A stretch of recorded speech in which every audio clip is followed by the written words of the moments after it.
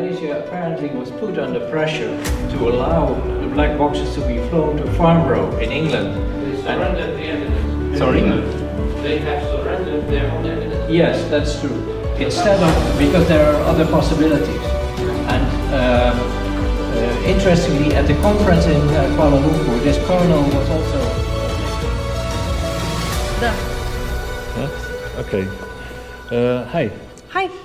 I'm from the Ommekeer. This is a Dutch independent news media. I'm standing here with Yana Yerlashova.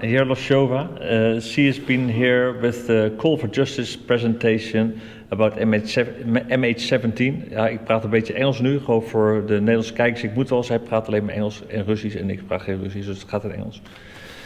You were here. You were in the video most of the time. You did with Max van der Werff. You went around with Ukraine to investigate the MH17 case. Yeah, and there's a few things that you presented in that in the documentary, which were you showed evidence that tapes, which proved that there was Russian involvement in the downing of MH17. Were fake, right?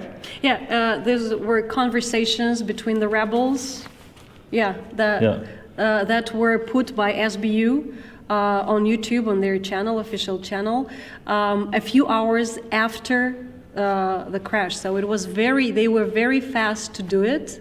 And those tapes we analyzed with professional audio expert, and he proved that they were tampered with. They were. So you're edited. Independent. You used to work for RT, right? Yeah. Russian television. Yeah. So what? I mean. And you're independent now, and you went out with Max Werff. I'm going to ask you critical questions, sure. as you do on this You're show, welcome. so you know. Yeah. But so you went independent, and you decided to work with Max to investigate MH17, right? Yeah. Right. So and then you paid for this, partly with your own money, partly with funding. How stupid is that? Well, it's a good thing. I pay myself.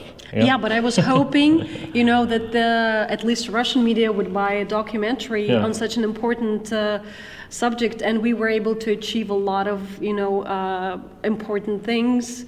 And it's a serious documentary, a lot of new, interesting, serious stuff. But unfortunately, nobody's paying for it, and nobody wants to know it. Also, the courts. You told me that you told the people here that the courts doesn't want to have your evidence.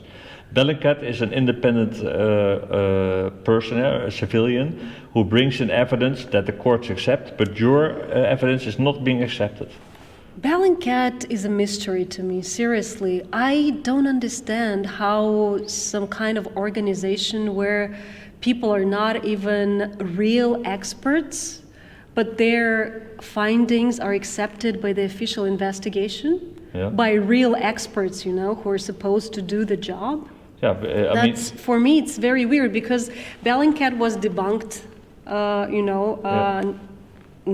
few times, and everything that comes from them is very ambiguous.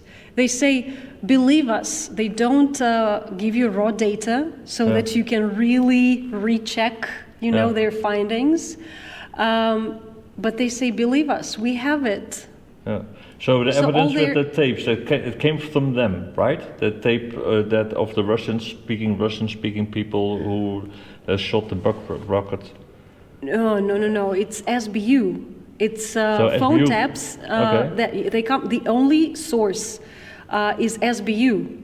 Okay. They provided, this and that's phone the tapes taps that you investigated. So Bellingcat is just a part of the whole story, but they didn't give the tapes. No, Bellingcat also gives this as an evidence of of guilt, of Russian guilt, of rebels' guilt. We investigated the very first phone tap that SBU posted in YouTube channel. It is not part. This exact record is not part of the official investigation. But it's the record that was put a few hours. The debris were still burning when SBU put this tape as an evidence, as a proof of the rebels' guilt. Okay. So they were very fast to do so.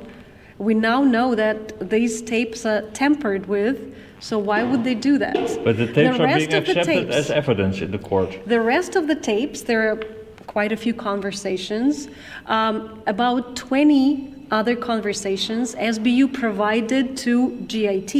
Yeah. But they did it 2 months after the crash. So they had time enough So they to had tamper them. time enough to perfect them. Yeah. I'm not saying that they tampered with them. We didn't analyze those tapes. We don't have proof of that. But we already have a proof that the first one was tampered with. Why would they do that? So if the tapes are tampered, yes? So there's no proof of Eastern Ukraine or Russia shooting out MH17? Is that it? What do you mean? There's no proof, Eastern without that proof, there's no evidence that Russia is involved in the shooting down of MH17. I think that official investigation has close to nothing, to base their argument. Seriously, everything the story they make, the narrative they make, they base it on some pictures and videos from social media and these phone taps. I'm saying that it's very little of an evidence, which is twisted to fit the narrative. That is definitely not enough to prove somebody's guilt. No. So why do you think that Russia has to take the blame for all this? Do you think it was an accident by the Ukrainian army? Or do you think what is actually what's happening? What do you think is happening? I seriously don't want to speculate. So you just want to prove it's not Russia? Do you want to prove it's just the tapes are fake? That's it. No. So there's no evidence for. No, I don't want to prove that it was not Russia. I don't know who it was. I want to know the truth. Yes. At this moment, the GIT is not convincing to me, and it's like the softest way I can put it. Because from the very beginning, from day one, it was a very weird investigation. Seriously, they picked up the debris 4 months after the crash. They didn't do proper analysis. Remember this genius question by Billy Six, how many, holes they investigated, for the remains of the metal that defines which weapon it was. There was no answer from GIT. They said it's too specific. They cannot answer it. So all these things, excluding the presence of fighter jet that day, of a Ukrainian fighter jet that day in that territory, so many things that don't add up. Yeah. So if it is so obvious, I'm trying to be a little bit analytical here. If it is so obvious that it was Russia, why not have real evidence? Why not give people? Why not make the investigation transparent? But what about why not give satellite people data? more data? Americans bragged the next day that they have satellite data that proves, Russian guilt, and then nothing happened. They never provided anything. Ukrainian radar data that you see, they quit in that day. But the thing is, but now Ukraine has said that the numbers on the vehicle with the bug rockets that was registered to a Russian bug installation. Who said that? Sorry. I think the Bellingcat made that note. He said that they enlarged the pictures of the car driving through Ukraine and said they traced it back to Russia. Have you ever thought why all the pictures and videos of book, machines on the territory of Russia, perfect quality, all the evidence of pictures and video that they present, the Bellingcat presents, that's a part of the investigation, they're all very blurry. So it's almost impossible to say, to understand what's on that picture, on that video. It's 21st century. We have perfect cameras, phones, and everything. Yeah. But all the evidence that they have, all the pictures and video, all very blurry, all of the poorest quality, possible. Doesn't that make you wonder what's going on there? Yeah, the whole thing stinks. I mean, only the Ukraine is part of. He's a possible suspect. Is part of an investigation team. That's already very strange. Yes, I would agree with you, but that's the thing. When Ukraine doesn't provide data, the official investigation is silent. It's okay for them. Okay, your radars didn't work. That's okay. We don't need them. You know, when something Russia provides or doesn't provide, it it's a big deal. Oh, Russia first said that there were fighter jets, and then it said there were no fighter jets. Yeah. Russia provided radar data, but only half of it. There's two types of radar data you civil need. one and military one. Yeah, and These one are of them that you can identify which plane is going with which bleep. Yeah, they didn't supply. They didn't give to the investigating team?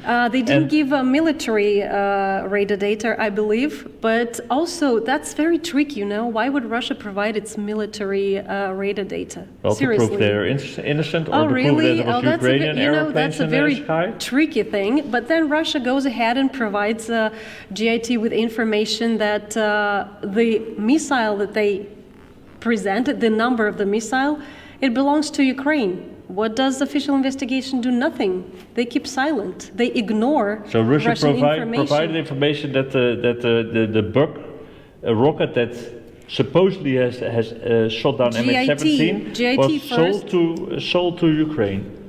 Yeah, it was in possession of Ukraine. Oh. GIT itself gave the number of this missile. Then Russia went ahead and checked its books and said, well, we sold it. Yeah, it's in Ukrainian possession. Yeah. Silence. So you invited press and politicians here also to see your presentation, and I believe came. Organizers invited about 500 people, relatives of the victims, politicians, people from official investigation too. And nobody showed up. Nobody showed up. The saddest thing is that I know people, independent journalists, who also didn't show up because, as I've learned, it's very easy here for people to ruin the reputation just for taking part in something like this. Yeah. So people lose jobs because they voice a different opinion. That was an eye-opener for me, and that is a very sad situation. So unfortunately, I mean, you can imagine if I came here, I wasn't expecting people to say, oh, Yana, hooray, you're great. I was expecting a discussion. I was expecting arguments. Yes. I was welcoming arguments. Yeah. I wanted all these people to come and ask me questions. But they're ignoring you. Not showing up, for me, it's also a sign. You know, there's a new paper out from the government that says that everybody who is... for instance, questioning MH17 official story, that their suggestion to the media is to ignore them. It's actually in the paper. Of course, because by not ignoring, they're giving, the attention to it, and that's what they're afraid of. Yeah. They're afraid of attention. Yeah. They're afraid of people, starting to... Because our documentary, it's not hysterical. It's not, like blah, blah, blah, and propaganda and everything. It's facts. Yeah. It's something obvious. That our friends, who really try to discredit us on Twitter, in the internet, everywhere, they said, oh, we're gonna discredit your documentary, we're gonna find all kind of lies about it. It's been, 4 months? And not a single fact was discredited. They tried to discredit our audio expert. They failed. Well, they're ignoring it now, obviously. So what's next? I believe in the power of people. My ambitious, maybe naive goal is to appeal to people. Please stop being manipulated by politicians. You're playing to their pockets, But the media is not showing up either. So manipulation by the media... Media is also controlled. Yeah. But that's the thing, interesting thing is, I would never think that something like that would happen in such a democratic country as the Netherlands. Well, unfortunately it does. That's... You know what this means? NOS is fake news. You know what is the NOS? Our official government news agency. So I'm here because they don't do their job. But that's why I founded this platform for independent journalists, because I think the main problem of our world that it's two extremes, you know? Yeah. It's polarized. Either, there is no golden middle. Yeah. And I really think that people have hungered for good, quietly presented information, you know? Yeah. Not this aggressive style of either one side or the other side, you know, like shouting big words, but there is nothing behind these big words. Yeah. Exactly. And sometimes I just, seriously, I don't want to call myself a journalist, because journalist has become a swear word, you know? Yeah. And that's why I really hope that... You're an investigator now. I really hope that my platform grows popular and people support it. I mean, with money, like, you know, there's millions of people in the world, you know. And your platform is Bonanza? Bonanza Media, Bonanza Okay. Media, and platform for independent journalists. And I really hope that I will be able to afford to other independent journalists from all over the world doing their supporting them doing their investigative projects, because it's not only about MH17. There is so much craziness happening in all kind of, you know, corners of the world. And I would really like for independent journalists to make more balanced not in the way that you show all the sides, you know, things. Balanced meaning not hysterical and not serving the interests of some politicians or something. Stigmatizing but or really common sense reports, you know? Yeah. Common sense, that's what we're Based seriously on lacking. investigation and arguments and not on stigmatizing people. Exactly. Okay. But, I mean, maybe I am too naive, but I'm doing what I can. Well, here's another one. Thank you very much Welcome for to the your club. effort. Yeah, great. Yeah. Okay, thank you very much. Thank you. We'll see each other Thank again. you. Yeah? Thank you. Bye. Oké, dit is Nieuwsport. Ik sta hier de Call of Justice presentatie over MH17. Dit was, hoe heet de naam? Kijk, Yana Yerlashova. Zij is samen met Max van der Werff, heeft ze deze documentaire gemaakt. En nou goed, dit was naar het Nieuwsport. Tot de volgende keer.